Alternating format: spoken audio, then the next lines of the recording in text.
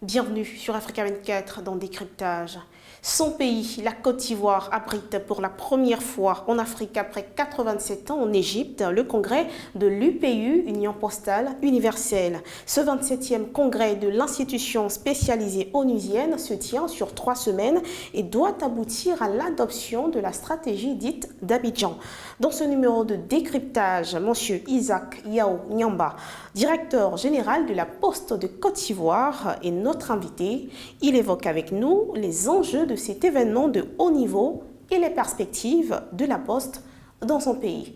Une fois de plus, bienvenue sur Africa 24, Monsieur Isaac Yao Nyamba. 3000 délégués postaux internationaux, membres de l'Union Postale Universelle, tiennent à Abidjan un congrès pour préparer l'avenir du secteur postal. Pour la seconde fois dans l'histoire, ce congrès se tient en Afrique. Pouvez-vous nous présenter l'UPU et son rôle en tant qu'agence des Nations Unies? Par ailleurs, que représente pour vous la tenue d'un tel événement en Côte d'Ivoire?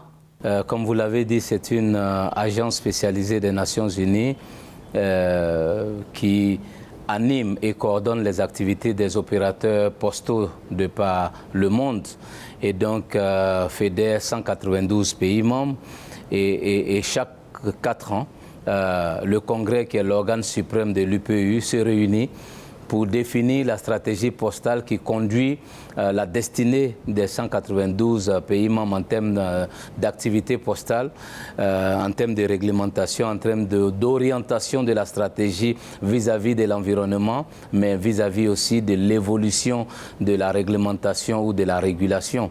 Donc c'est la fêtière des opérateurs postaux, mais c'est en même temps aussi un organe qui apporte donc des contributions en termes d'études, en termes de contenu aux opérateurs qui donc opèrent dans leur secteur d'activité. Lors de ce 27e congrès postal universel, les membres de l'UPU devraient adopter la nouvelle stratégie postale mondiale baptisée la stratégie d'Abidjan. Pouvez-vous nous définir les principaux axes de cette feuille de route du nouveau cycle qui commence en 2022? Bon, déjà, vous savez que les postes du monde en général sont à la croisée des chemins, avec, semble-t-il, la montée en puissance du digital, mais qui n'est pas un élément qui vient tuer la Poste, mais plutôt une opportunité pour que l'activité traditionnelle de la Poste soit réorientée. Donc, les opérateurs postaux qui finalement sont apparus comme une chance et une opportunité pour leur pays de mettre en œuvre les objectifs du développement durable, parce que la lutte contre la pauvreté, c'est développer des services financiers pour le plus grand nombre de la population.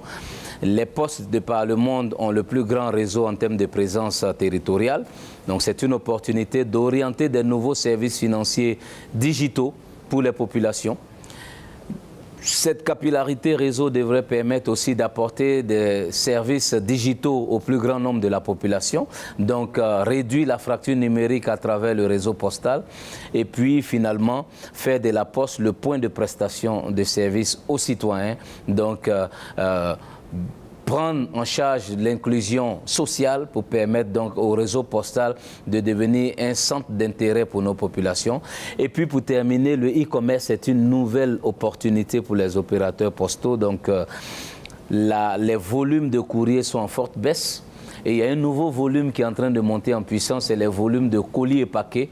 Donc voici une opportunité pour les opérateurs postaux, non seulement de faire de l'argent, mais surtout de réveiller leur activité traditionnelle qui était l'acheminement des colis et paquets. Donc le e-commerce est une opportunité pour relancer un des métiers de la Poste qui était l'acheminement. Le Congrès ambitionne de définir les nouvelles règles des politiques sur l'échange international d'envois postaux.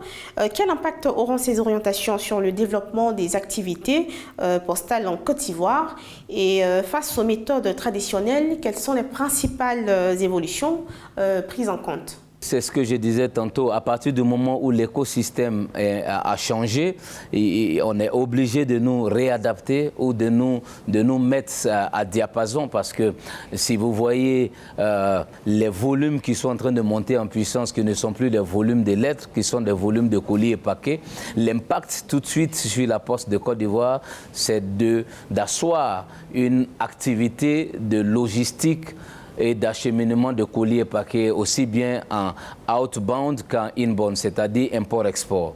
Donc ça, c'est une belle opportunité pour l'opérateur postal de pouvoir accompagner les artisans et les PMI ivoiriennes qui, des fois, ont des belles choses à présenter à l'international, mais n'ont pas la possibilité d'avoir un acteur de la logistique. Donc, ça va fortement impacter en termes de changement de processus, mais ça va impacter aussi en termes de génération de revenus dans les prochaines périodes.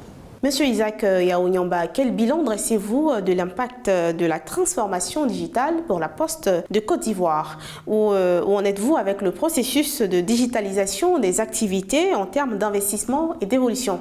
Non, je pense qu'une des premières définitions, ou du moins une des premières missions de la Poste, c'est d'être le lien social entre les populations et le gouvernement. À partir du moment où on a dit ça, il faut que la Poste soit capable de se redéfinir comme un point de prestation de services aux citoyens. En Côte d'Ivoire, nous avons lancé dernièrement une solution qui s'appelle document-s-à-la-fin.ci, qui est un site web qui permet aux Ivoiriens de commander en ligne des extraits de naissance, des certificats de nationalité, des casiers judiciaires et des documents administratifs, de payer en ligne et de se faire livrer soit à un bureau de poste, soit à domicile. Donc je pense que cette entreprise vieillotte qui était vue comme non innovante ou bien à la traîne, est aujourd'hui devenu le portail principal en Côte d'Ivoire pour commander des pièces administratives. C'est quelque chose de fabuleux. Mais ce n'est pas extraordinaire parce que c'est le marché qui nous l'impose. Si nous sommes vraiment le coursier des citoyens et des gouvernements, il faut qu'on soit capable d'utiliser le digital comme moyen de prestation à nos concitoyens. Donc voilà. Un important chantier de modernisation de la Poste en Côte d'Ivoire a été entamé, notamment au niveau de la digitalisation des services timbres et d'affranchissement au travers des machines. Comment ce segment peut-il devenir un pilier de vos revenus futurs, avec bien évidemment la mise en application du service postal universel SPU? Les textes sont clairs, mais la nature a horreur du vide. Donc nous avons d'autres opérateurs qui se sont invités dans l'écosystème postal. Donc plutôt que de faire de la répression, nous sommes embarqués dans la digitalisation avec des machines à affranchir qui sont plutôt des machines qui peuvent donner des timbres électroniques. Donc les gares routières, des points de transport de courrier vont être donc en partenariat avec la Poste pour permettre justement d'avoir un meilleur contrôle des flux de courrier sur le territoire ivoirien, mais aussi des sources de revenus qui permettront à l'ensemble de l'écosystème de partager les dividendes de cette activité, mais aussi en même temps de nous moderniser, puisqu'à l'époque, lorsque nous prenions les relevés chez des grands facturiers, il fallait aller tous les mois pour pointer manuellement, alors que la machine à affranchir vous donne électroniquement l'ensemble des courriers passés et affranchis. Donc voici les quelques grandes orientations de ce qui est en train de se passer, et ce n'est pas plus mal. Ça permet à l'opérateur postal d'implémenter le service postal universel qui est sa mission principale. Vous avez choisi comme slogan pour cet événement qui se tient en Côte d'Ivoire: l'Afrique vous invite, la Côte d'Ivoire vous accueille et Abidjan vous reçoit. Quel impact pouvez-vous espérer au terme de ces 3 semaines de travaux sur l'économie postale en Côte d'Ivoire en particulier, et comment se traduira en Afrique l'impact du leadership de votre pays sur le secteur postal? Non, je pense que déjà le premier jour déjà est satisfaisant pour nous, vu le nombre de délégués en présentiel, même les délégués qui sont connectés. C'est une bonne nouvelle je pense pour toute l'Afrique. C'est pour ça que nous avons choisi ensemble avec la communauté postale africaine le slogan de « C'est toute l'Afrique qui attendait ce rendez-vous depuis 87 ans et c'est toute l'Afrique qui est mobilisée pour que ce congrès historique soit une réussite ». Après, comme je vous disais en début d'entretien, nous voulons aussi bénéficier des bonnes pratiques des autres opérateurs postaux pour que, in fine, nous puissions nous adapter. Et puis finalement, les conférences ministérielles et les avis de nos responsables au plus haut niveau de nos différents pays permettront d'ajuster la stratégie en matière postale pour que cet opérateur soit une pièce maîtresse dans le développement socio-économique de nos pays. En tant que directeur général de la Poste de Côte d'Ivoire, c'est un secteur en pourvoyeur d'emplois pour les jeunes et dont les activités sont très stratégiques dans chaque pays pour le maillage du territoire. Comment permettre à ce segment d'être un poumon de l'emploi des jeunes sur le continent africain? Je vous disais, la stratégie elle est toute simple. C'est une combinaison entre la présence de l'opérateur postal et son maillage territorial, comme je disais, qui est in fine une opportunité pour le pays. Parce que si nous voulons réduire la fracture numérique, nous avons besoin d'un partenaire ou d'un acteur qui est déjà présent sur l'étendue du territoire pour apporter la chose numérique au plus grand nombre de la population. Donc nous disons encore une fois que nous sommes le réseau dans les mains de la Côte d'Ivoire pour apporter la chose digitale au plus grand nombre de la population. Et à la fin de la journée, c'est la jeunesse qui devra l'implémenter, mais aussi c'est la jeunesse qui devra être un grand consommateur. Nous sommes prêts et il faut lancer la balle. Pour conclure, monsieur le DG de la Poste de Côte d'Ivoire, nous avons pris plaisir à vous interviewer.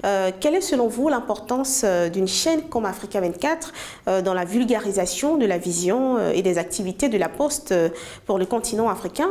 Comment souhaitez-vous qu'Africa 24 vous accompagne dans cette vision et dans vos différentes stratégies? Cet entretien certainement est une opportunité pour les autres pays d'écouter l'expérience vue du côté de la Côte d'Ivoire ou le point de vue vu du côté de la Côte d'Ivoire pour certainement ajuster de l'autre côté de nos frontières, mais aussi peut-être de s'inspirer autrement. Donc une chaîne comme Africa 24 est un bon relais pour permettre de passer l'information que non, le digital n'est pas venu pour tuer la Poste, mais plutôt le digital est une opportunité pour que la Poste soit un pilier du développement socio-économique de nos populations et de nos États. Continuez votre travail, parce que votre travail, c'est de diffuser l'information et partager l'information. C'est tout ce que nous attendons d'Africa 24 pour que, encore une fois, l'Afrique et le monde entier soient désormais informés que la Poste est une opportunité pour nos États et pour nos populations.